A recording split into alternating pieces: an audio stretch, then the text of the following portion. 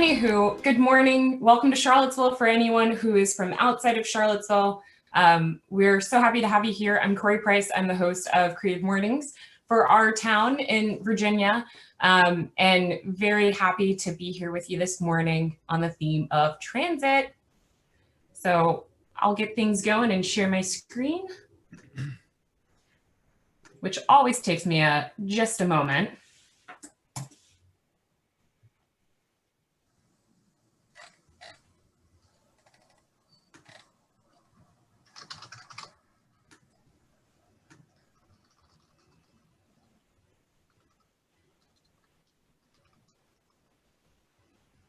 All right, can you all see?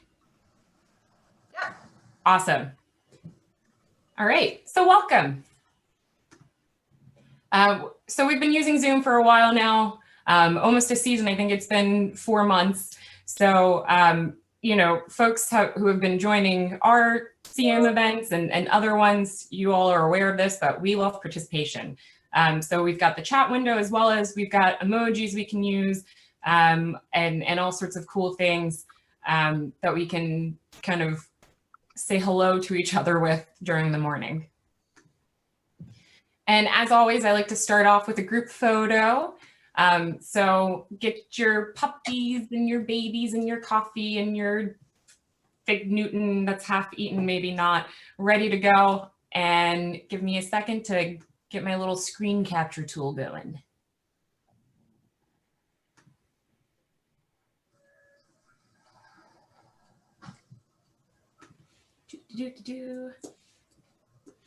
All right, everybody ready?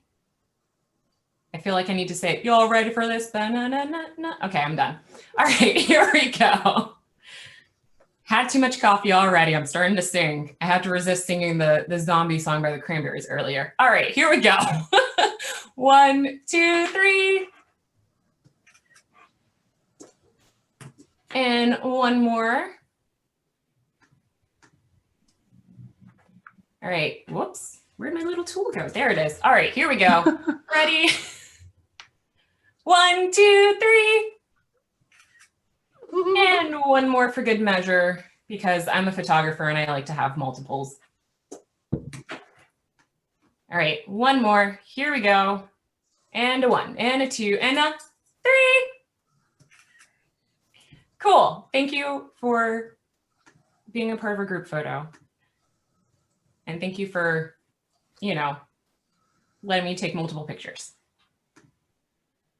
All right, so Creative Mornings is global. It's huge. We're in 216 cities in 67 countries with 27,000 people attending per month and 8,700 talks online with a whopping 10 million views. So we're expansive, and by all the folks who are here from all over the world, in our tiny little town, you know, you really start to feel that. We were pretty excited when we were like, there's more people registered from other cities, which is cool.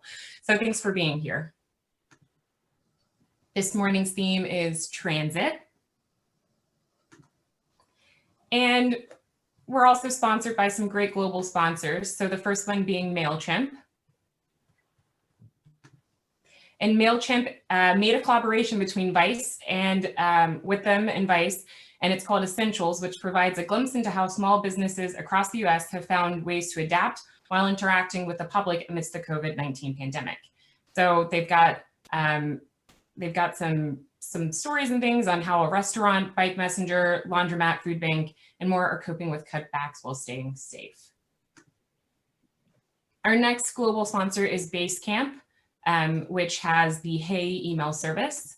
And they also, so Hey is this new approach to email that's designed to fix some common challenges with the more traditional email clients. They did this love letter to email on an episode of Rework, where you can hear from artists, writers, and the Hey founders about the emails that changed their life.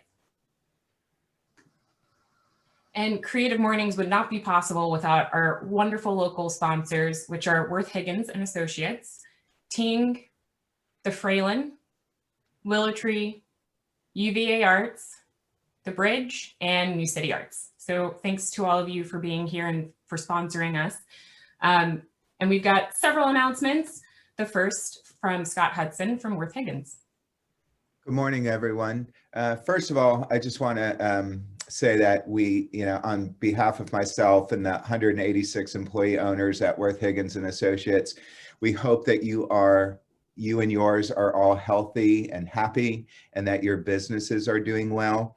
Since 1970, our success and growth has been with the support of the graphic arts community. And certainly during these trying times, if there's anything that our company can do to help support you or your company, we'd love to have those conversations with you. We've had conversations with clients about changing materials or moving jobs from the conventional realm to the digital realm, or working out alternative payment plans. So anything we can do to help support you guys, we would be honored to have those conversations. From an update standpoint, in our wide format division, over the last few months, we have upgraded our 4x8 flatbed press to include a gloss varnish channel. So now we can print 4x8 boards, adding gloss effects. And then we also installed an Inca Spider flatbed press, which allows us to move up from a 4x8 board to a 5x10 board, and rolls 10 foot wide by the length of the roll. So appreciate the time this morning and looking forward to this morning's talk. Thank you. Thanks so much, Scott. And we are gonna put some links in the chat for if you want to get in touch with Scott and any of our other folks that are making announcements this morning. All right, so next we have Hunter Hollins from the Fralin. Sorry, too much coffee. Good morning, Hunter. Good morning, everyone. So glad to see everybody. As you may or may not know, we are currently closed to the public. Actually, it was a planned project. The roof needed to get redone, so you can't come visit us physically right now, but we have transitioned a lot of fun activities and educational activities, lectures, to online. So please visit our website, and we look forward to seeing you when we can. Thanks. Great, thanks so much, Hunter. All right, our next announcement is from the Bridge and from Alan. Oh, you used the upside down logo for the Gallery of Curiosities. Perfect. Hi, my name's Alan. I am the director of the Bridge Progressive Arts Initiative.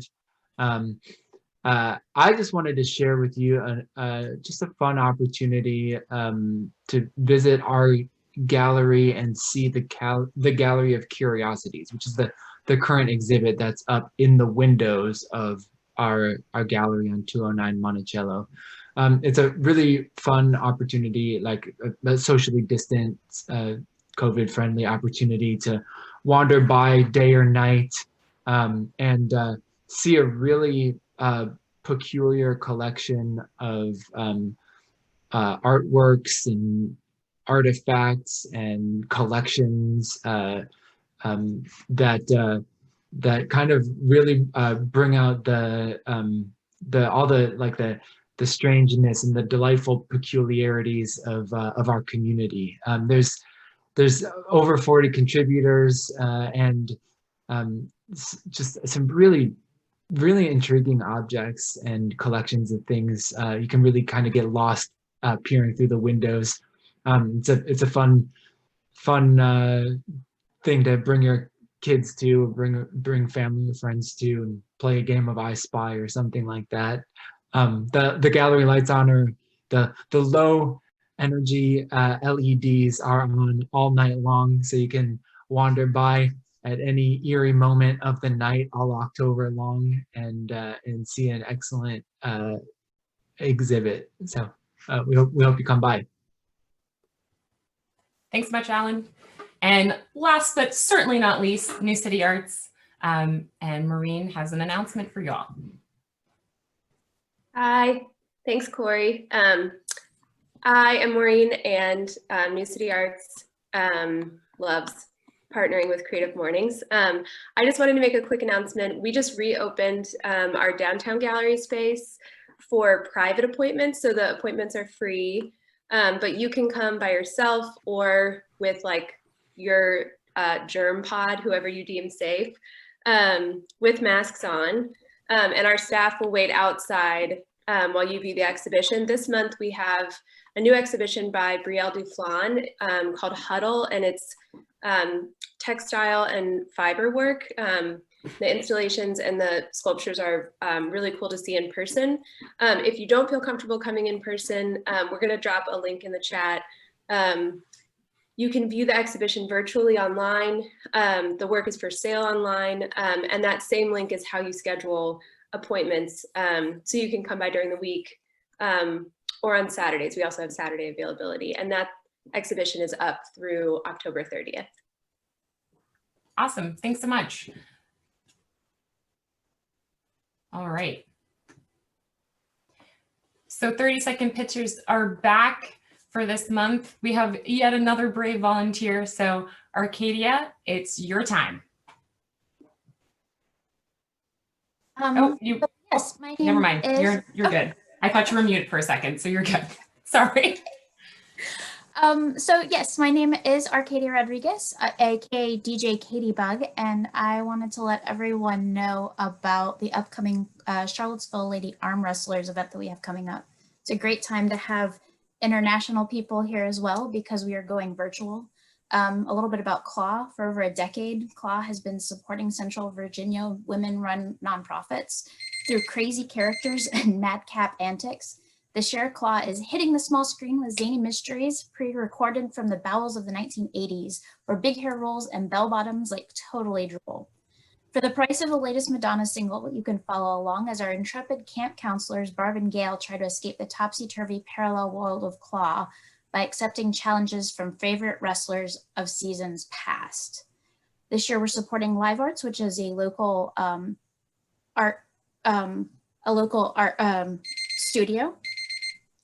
And a local art studio, a local theater company that also provides education in the community. So you can tune in on Saturday, October 24th. It's going to be at 7 p.m. And we hope that you will join us to help support Live Arts. Thanks so much, Arcadia. And thanks. The 30 seconds is over short, so thanks for having your little beeper, but you were the only one, so this is perfect. Thank you.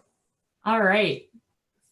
So for those of you who haven't been on our Creative Mornings recently or visiting from a different Creative Mornings chapter, 30-second pitches is a great way for folks around the community to share something that they've got going on, whether it's a job for hire, a job posting, their work for hire, an event going on like Arcadia just shared, or something else that would be great to share with our creative community here. So we'll keep doing this throughout the rest of the year and probably into next year. So if you've got something going on that you want to talk about, be sure to sign up, and we'll have like a little link of where you can do that in our newsletters that go out each month.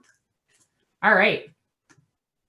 So we always like to have our virtual manifesto read by somebody in our audience. So is there anyone who would like to volunteer this morning? I'll look for a hands up in the participants window, or you can send me a quick private chat. Or I also scan videos to see if anybody's waving.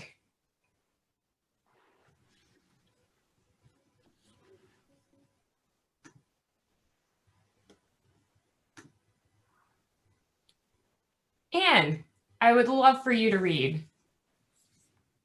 I feel a little bit like I'm crashing the party, but thank you. Everyone is creative. A creative life requires bravery and action, honesty and hard work. We are here to support you, celebrate with you, and encourage you to make the things you love. We believe in the power of community. We believe in giving a damn. We believe in face-to-face connections, in learning from others, in jazz hands, virtual claps, and virtual snaps.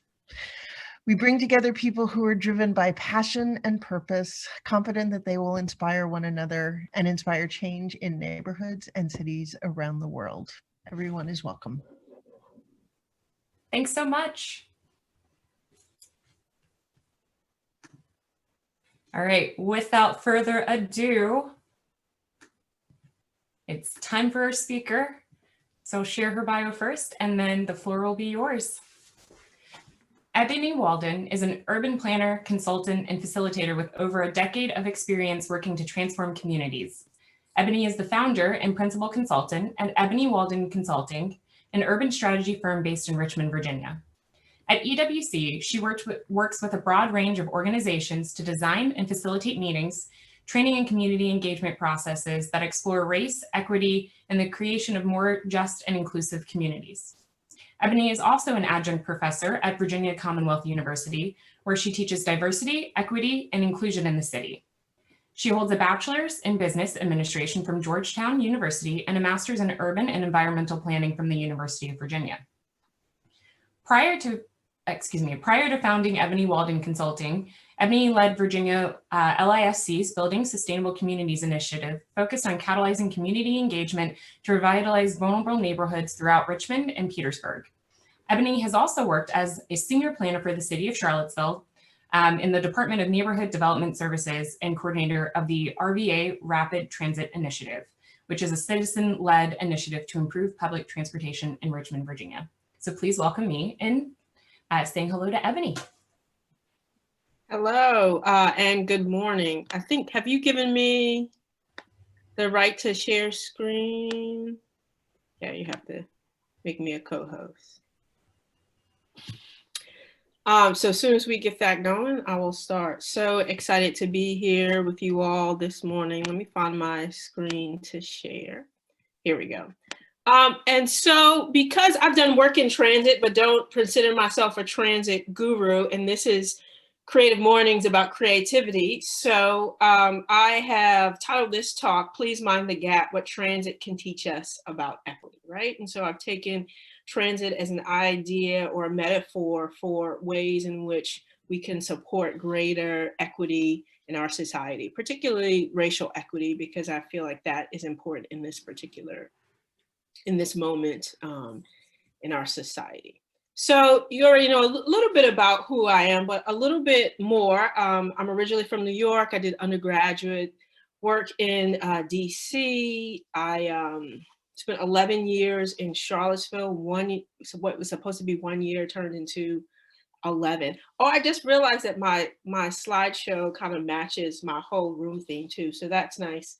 So I worked at Neighborhood Development Service. I did some transit work in Richmond. I was RED, and then focused on urban revitalization. My work now as a consultant, because of all of that history and some more history that I'll tell you about, is at the intersection of race and place and community engagement. And so from a race perspective, I like to explore how equity or inequity and identity matter as we grow and shape the places that we live, whether urban or rural, and how do we engage communities in determining their future, particularly the voices of those that have been marginalized, empowering them to be a part of the decision-making processes, which they have been historically had barriers in engaging.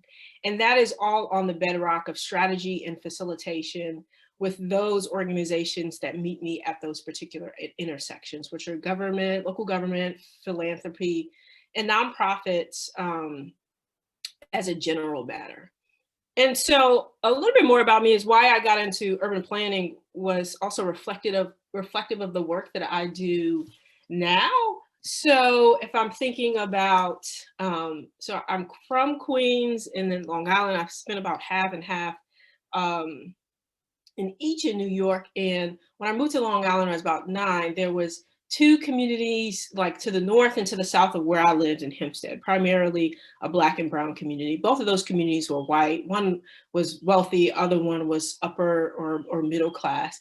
And what I saw was to the north and south, those communities had nicer streets, better stores, nicer lawns, bigger houses, better schools. And I was like, why is this different? The only major difference is that my community is a Black and brown community. It's pretty much Black and Latino. and this community is white. And so the question of why doesn't everybody have access to the resources and things that make a community nice is one that I saw when I was in elementary school, but one that I work towards now, just in the world in which that I work in. So y'all had a question about your transit journey. Mine obviously began in New York. And so that was in Queens, where I grew up. And so for me, transit was about connection. So there was buses, there was things we call carpools, which is kind of like a dollar cab that goes along the bus routes, but gets you there faster than the bus. And this is back in New York when public transportation was $1. So probably like 30 years ago, 35 years ago. And it was a mosaic of like Black and brown. The community was Queens. And then we went to Long Island, we connected to the broader white community, which was also kind of these ethnic enclaves of Italian folks and Jewish folks. And so in that realm, it was about connecting to culture, connecting to people, and connecting to sites. But then when I moved into Long Island, I saw how transit can be a disconnect too, right? And so in those so Long Island was built for the car. It was primarily suburbia. It was even more segregated. It was segregated. It was the bedrock of sort of the white flight. And only people who use transit by and large, at least the bus anyway, because it's a Long Island Railroad, they were poor and they were Black and brown. And so in that realm, I saw how transit can be both a connection when I was in the city, but disconnection, a place of disconnection when I was in the suburbs. So my transit journey has expanded. I've been to 6 continents, 30 countries, and 45 states. And I'm trying to do all 50 states by 40. I'm probably not going to make it, but I'll do it in my 40th year. I turned 40 in about a month. And that means I've been to over 100 cities in probably dozens of transit systems. And so I'm going to go quickly before I get to the main event to what have I learned about transit? One, it's diverse. So it's all of these things that get people to where they need to go, trains, planes, automobiles, and I have been on it all, right? So here's an example. This is the tube. So I've been to very sophisticated transit systems, the underground in London, pretty pricey, pretty clean, kind of complicated, upscale, probably some of the best of those systems. This is in Kenya, what you call a boda. This is like the back of somebody's bike, kind of similar to the carpools in New York, but just on a motorcycle, right? And so you just get to where you got to go. You get somebody down and they take you, and somebody you probably don't know, which is very interesting. So been on bodas. This is a chicken bus in Guatemala. So they basically take recycled school buses from the US, and they're really, I like to call them tattooed because it's like more than a mural on the bus. I mean, the whole bus is painted. It's really interesting. And then on the side and on the front is where you're going to go. So those are in Guatemala. They're called chicken buses.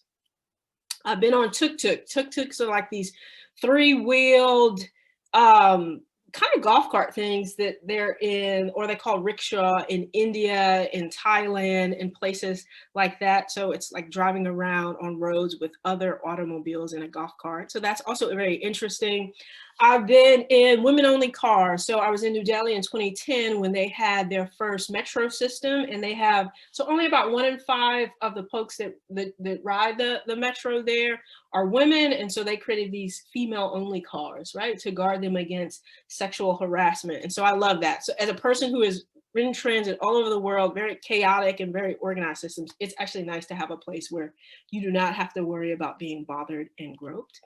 I've also been in all kinds of traffic, whether it's animal traffic or traffic in places like in Kenya or in India, where like there are just so many different types of vehicles, whether it's like buggies and cows and rickshaws and motorbikes and buses and vans. So I've been in that kind of traffic, but I've also been in Copenhagen where I had some bicycle traffic, right? So transit is varied and diverse and interesting, and sometimes really organized and sometimes really chaotic, depending on the culture, but it's always, and sometimes as you see with the bus, it can have murals and decorated stops and all points of creativity. What I've also learned that transit is a public good and a public service everybody should have access to. So everybody needs access to where they're gonna go. So to jobs, to entertainment to services and to public good. The interesting thing about transit or public transit is we always think in the US anyway that it needs to pay for itself, right? So I was just thinking about this morning. Probably 1 in 10 roads that I get on, and I'm from New York, so even more there, but here it's probably 5% of the roads I get on that have tolls, right? So we don't think about roads having to pay for themselves. We think about it as a public good, right? And so we should think about transit that way because it's really vital to our lives.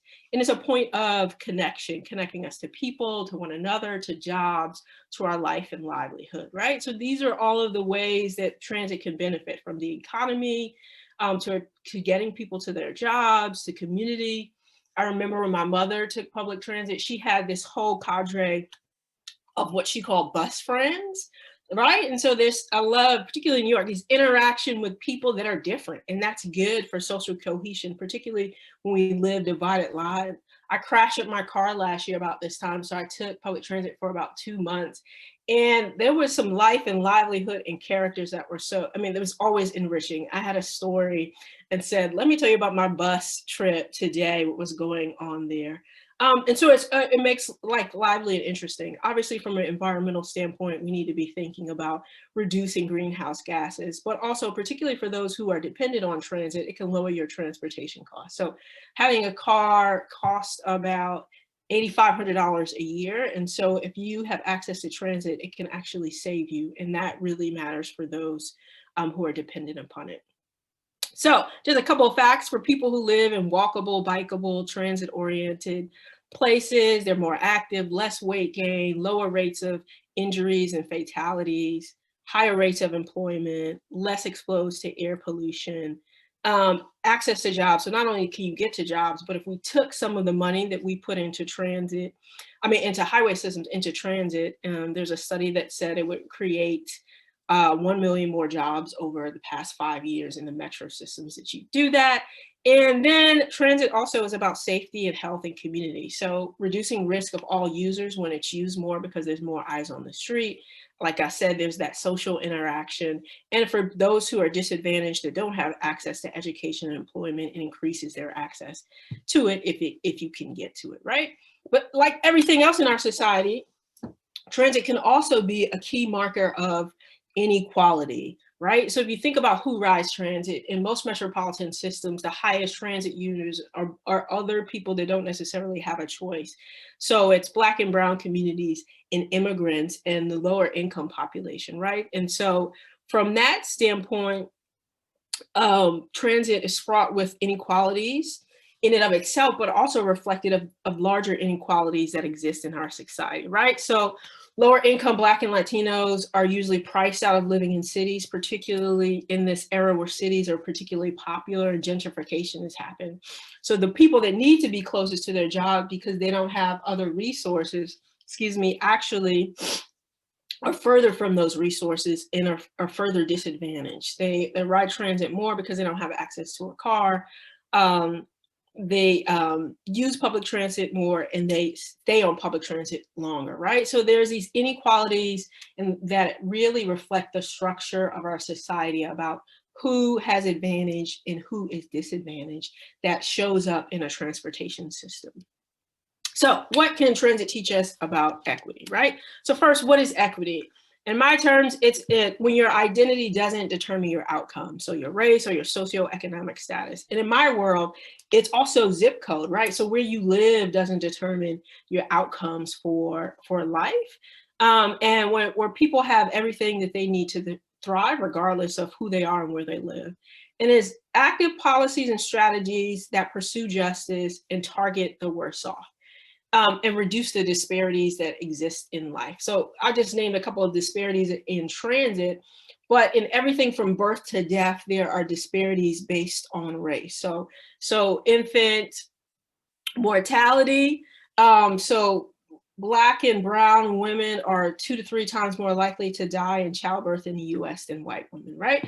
And then a case where like life expectancy. So where I live, as opposed to about 3 miles over in the west end of Richmond, there's about a 20-year difference in life expectancy. Like, so from birth and death, where you live and sort of your race determine everything. So equity is the reality of a world without those differences. So what does transit have to teach us about equity? 1, it's a journey, and obviously I'll explain these. 2, we have to mind the gap when we're getting on board with a society that is more equitable. 3, we need to prioritize the most vulnerable. And 4, construction is required. So first, it's a journey. So if you are lost, the most important things to do is know where you have been, figure out where you are, and decide where you want to go, right? So in our equity journey and making not only transit more equitable, but the world more, in our society and communities more equitable, it's important to know our past, to know our present reality, and have a compelling vision for the future. So what does that mean? Using transit as an example, transit inequality, right? So we see the Montgomery bus boycott, which was the catalyst, or one of the catalysts, for the civil rights movement. Transit was really just representative of the larger social structures in life. So Black people had to sit in the back of the bus, which really is representative of us being, Black people being second-class citizens, right? So that was one of the major points of integration in our society, and restoring that particular dignity. So in some ways, the civil rights movement started with transit. And then about 50 years ago, Martin Luther King, or a little bit over 50 years ago, said urban transportation systems in most US cities have become a genuine civil rights issue because the layout of transit systems determine the accessibility to jobs, right? And so we also forget that the March on Washington was about jobs and freedom, right? And transit is a really important key to just the right to access jobs, and jobs represents mobility, financial stability, and it's kind of the bedrock of our societies, right? So, but also that past, we need to recognize the history of our federal highway systems, of this transportation system, right? So on the right is a picture of I-95, which went through Jackson Ward, which was a thriving African-American community here in Richmond, very similar to Vinegar Hill. And this happened all over the country in the 50s and 60s. Highways went through communities. Those communities were often thriving Black communities. It was literally the vehicle, pun intended, for white flight, the highway system. So during integration, when white folks were like, we're not integrating, literally they were the vehicle for a white flight all throughout the country. It also prioritized the auto infrastructure in use, and then by virtue of that, the disinvestment in our transit systems, right? And so what auto infrastructure basically was sprawled us out and created kind of, we're even more segregated and separated, which we have now so much suburban urban sprawl, and transportation systems out to those places where lots of people live are not as connected, are not as high quality, and don't penetrate as deep as some of the earlier urban transportation systems. So it's also that history of transportation is also fraught, from segregation to our highway systems. So we already have, I talked about the inequality. So Black and Latinos face cost and reliability challenges because there's more moving out to the suburbs now, or to the outer edge of the city, where transportation is not reliable, it's not good service, it's running less than once an hour. So when I was working in rapid transit in Richmond, these were the issues that we faced in trying to connect the central city to the suburbs. And there's frankly not enough public funding that goes to improve these transportation inequalities, largely because who is dependent on them are not necessarily priorities in our society. And if we bring that into the time of COVID, Black and Hispanic workers are less likely to work from home, which means they're more likely to be riding public transit, or being the workers that are this is example of a gentleman that just passed. He was a GRTC, which is the public transportation system in Richmond, that died of COVID because he had to go to work, right? And so you see COVID in this era of civil unrest that we've seen around race really has highlighted the present inequities about who's essential, who's benefiting, and who's greatly burdened by some of the injustices that exist, not only in our health system, in our economy, but also even in our criminal justice system. So what's the goal is affordable, accessible, reliable transportation for everybody. And in order we do that, we need to spur mobility for everybody, particularly those that are most vulnerable, which are people of color and those lower income and those in rural communities. And we need to do that in a way that, you know, no one is left stranded, right? And that's what equity means in my world. So the second point is we need to mind the gap when getting on board. So I came up actually with this idea because I do a lot of work around race and always holding dialogues in this day and age where the world has decided that racism is a problem. I knew it before, but other people didn't. So, and so I hold these dialogues with folks, and there's such a gap between, you know, what the Black people are experiencing and know about race and racism and what the white folks in those spaces experience and know, or people of color too, and white folks. And there's a gap, and we need to mind that particular gap because we have very different views of what's happening. And some level, you know, the people of color from an experiential perspective have master's and PhD levels in race and racism just by virtue of from birth. That's the lens in which you look in the world. And the white folks in those conversations were kind of on the ABCs and elementary school level, right? Which means we weren't even talking the same language or having the same conversation. So in our work with moving towards equity, that is the gap that we need to mind, and the reality that we live in segregated and divided communities. There was a study that a colleague of mine was quoting this week that 93% of white people in the US don't have a relationship with a person of color, right? And for people of color, it's not that better. Maybe 83% of Black people had a relationship with someone white, right? So we're definitely in different social circles. I've already talked about the disparities that exist from birth to death. We have different experience and knowledge of race and racism and privilege. We're not talking the same language. So we really need to be intentional about educational spaces, but conversations that bridge these divides.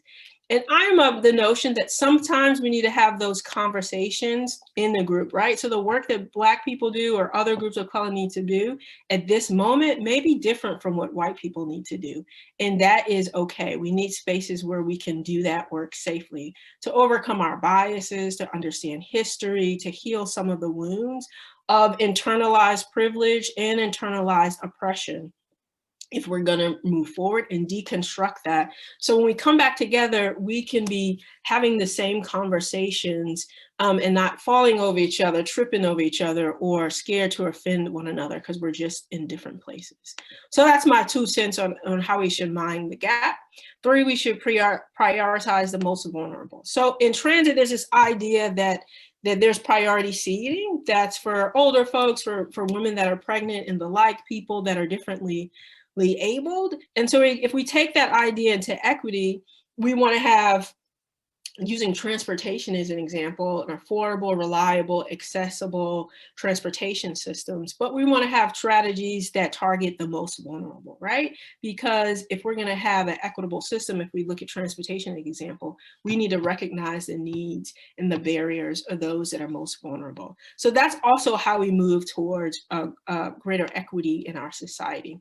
There's something called targeted universalism, right? And it's basically you have a universal goal, which is like we want to safe, accessible, affordable transportation system for everybody. That would be a universal goal. And then you would have targeted strategies because you recognize that you recognize the needs of marginalized groups because they're going to need additional help, support, resources, intentionality. And you create different strategies based on where different people are situated in society. So you have a universal goal and you said, this is how we're going to get these particular groups towards that goal. So if I was going to take transit as an idea, you would have frequent transit routes in places where lower income folks live. So you're targeting, okay, the most vulnerable may be lower income folks, right? So you're also thinking about transit affordability for income groups as a percentage of their monthly income. You might have signage in multiple languages and across different platforms so that people can actually have access to transit. You might support transit-oriented development so that affordable housing is near jobs and transit, since we just learned earlier that some of the Black and brown communities have to live further out. And so if there's affordable housing near jobs and transit, that would help them economically. But you might also engage Black and brown communities and immigrant populations, who are those who ride transit the most, in transportation improvement solutions that are culturally relevant and that have culturally relevant engagement strategies. So I talked about before that it's important that people have a voice, particularly those who are marginalized, in decisions and infrastructure that impacts their lives, right? So that's an example of, like, you may have a universal goal, but targeted strategies based on where people sit in society and targeting the most vulnerable. And last but not least, that this is really, construction is required, and I term it reconstruction, right? So reconstruction, you'll remember, is a time after the Civil War where we sort of were committed to invested in, and I guess the social and economic viability of those who were formerly enslaved, right? But we need that same kind of reconstruction now. So what does that mean? Historically, inequity, there's a typo. Anyway, historically, inequity has had various negative impacts. That means physically, economically, socially, and culturally. Right, so in order for us to reconstruct that, which means reconstruct means to fix something that has been damaged, right? And we can see in various ways our systems and structures in society are damaged, and we need to fix them and reconstruct them. We need to have solutions that are both physical, economic, cultural, and social in many ways, and reconstruction as a healing space, right? So an example of this in transit was support projects that heal the impacts of historical wounds in various ways, including in our physical space. So this, the Land Studio in, Montreal, Canada, they came up with this idea of infra-sutures, right? So instead of infrastructure, they come up intra-sutures. So sutures, the idea sort of in the medical field of mending and binding wounds back together. And so this is just an idea of, like, so the spine of this used to be a transportation project that basically bifurcated the community. And their design was, let's have an infra-suture project. And it's a project that, from an ecological, physical, economic, ecological standpoint, stitch the community back together. So you'll see there's a variety of residential development. You'll see some commercial development. They actually took the highway and moved it and put it underground. These are the same highways that probably bifurcated the community. They connected it via transit. And I think that this is, like, not that we need to do this particular thing, but I think it's emblematic of what we need to do in society, in physical ways, to stitch our communities back together from a social, physical, economic, and racial perspective in space. I believe transit can be the spine for that, right? So when you support projects that are infra-sutures, taking the physical space that has really representative of so many inequalities in our society and stitch us back together, I believe transit can be a spine for that, right? So we need to have construction and deconstruction. I also think, this is Marcus Davis Peters Circle in Richmond, places like this where the community just responded and said, we're going to take over this space and make it what we wanted. So creating spaces for interaction, for different stories to be told, for different communities to come and to own that space where we can tell different stories. May or may not be on a transit corridor, but there's lots of opportunities to create these spaces of deconstruction and reconstruction if we're going to move towards a more equitable society. So in closing, 5 things you can do to support equity is ride and support transit. I've already talked about how it's not only beneficial to all. But the more we ride transit, the more support for it. That support also extends to decreasing inequities as it relates to job and economics for low income people of color. And to remember that it's a journey, that we have to understand our past, know where we are, and create the vision for a more equitable society. We have to mind the gaps we see in society and our knowledge by doing our own internal work. We need to prioritize the most vulnerable and to find support and create spaces of healing, which I call reconstruction. And that's all I have. Thank you. Thanks so much. We've got a lot of snaps going on and some reactions.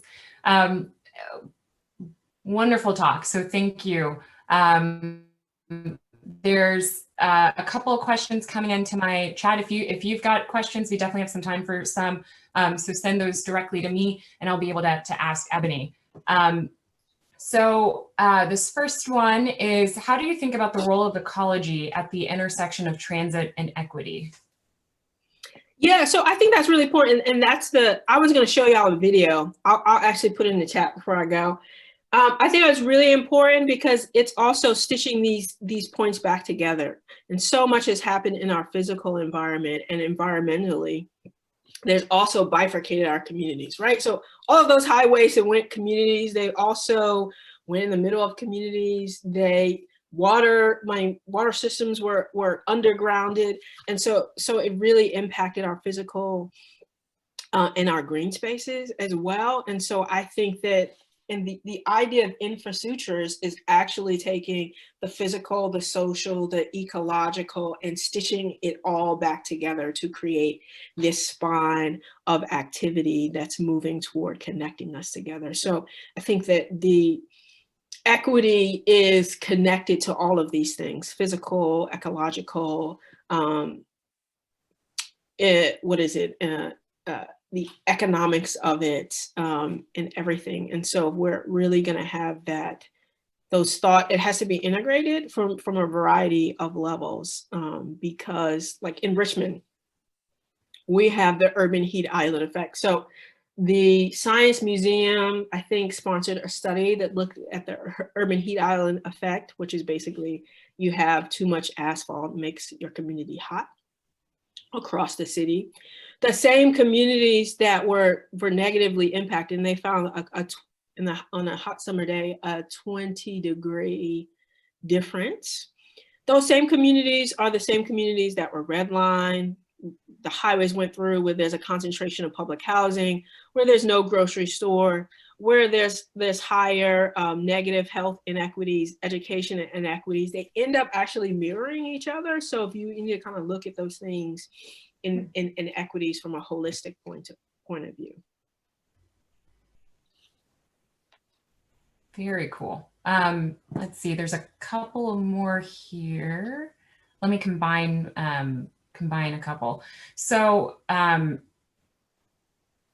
sort of two kind of ways of looking at the same question. So for those of us not working in transit, do you have any advice on how we can become more involved in these conversations? And, you know, how do you help people imagine and explore the future and the possibilities of transit?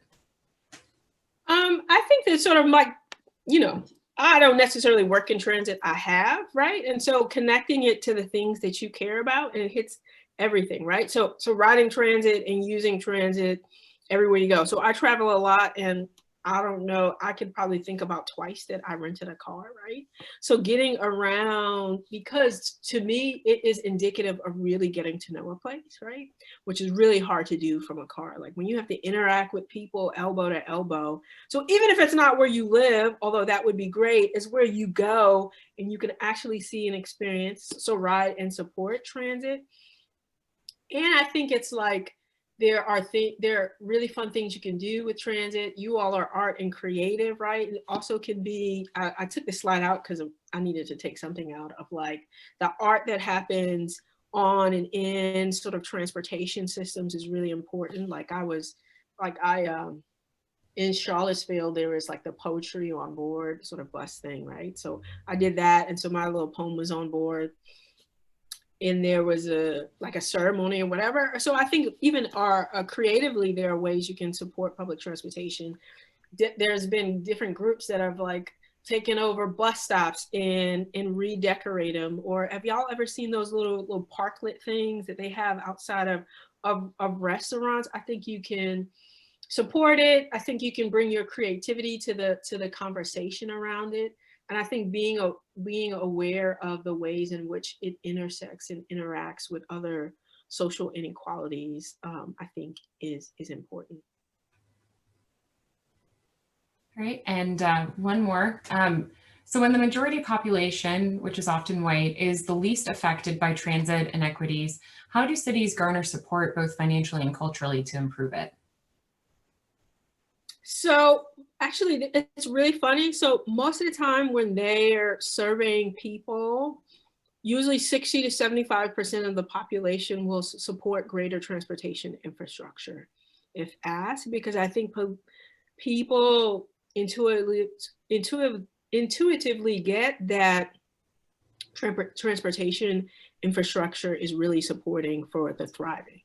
Also, when you invest in transit, you get a better transportation system that tends to work better for everybody, right? So I may not take transit all the time, but if I need to get downtown and I don't want to pay for parking, I know that, in which I have them before, there's a bus near my house and I ride for free because I'm on VCU faculty, that I can take me to the house that gets me downtown in about 10 minutes. It's the same amount of time that it takes for me to get there. And so I think that the idea of targeted universalism is like, in order for our cities to be better and more connected from an economic standpoint, it's better for everybody to have public transportation system, right? And that's really how we sold it for when I was working in RVA Rapid Transit in Richmond.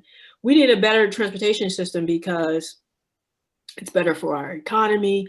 It's more millennials are riding public transit and want to get around places without a car. So I think you can sort of sell it from this high level, but also know that it's going and make sure that it's also working for those who are dependent upon it. So we have this big to do, we changed a lot of our public transportation lines in Richmond, which was great because we got a BRT, which is bus rapid transit, that went from one side of the city to the other. And what we needed to do is make sure that it was also just as accessible or more accessible for the people who actually need it. And so we sell it as a public good and public service that is really going to benefit all, right? But also extra benefit is going to come to those people who need it the most.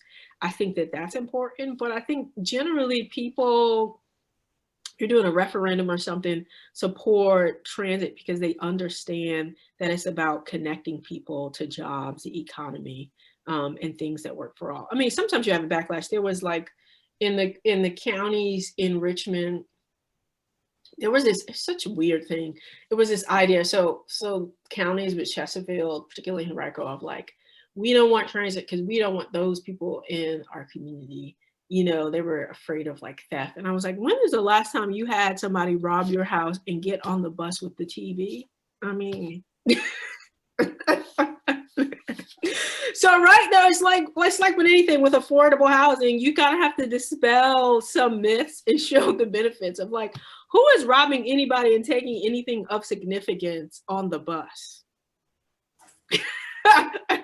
So sometimes the practicalities of things of like, okay, let's rethink that.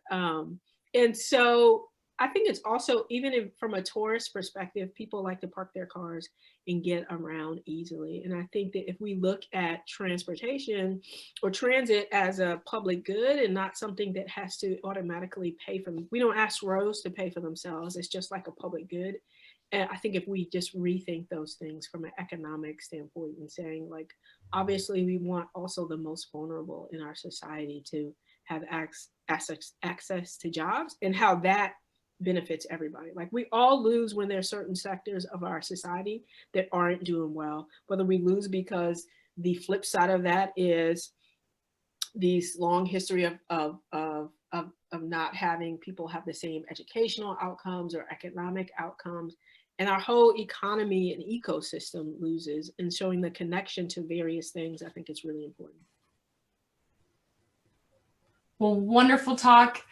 Thank you so much for joining us this morning. Thank you for connecting equity and equality to transit and showing us the ways that it affects us on deeper levels and levels that we weren't even thinking about.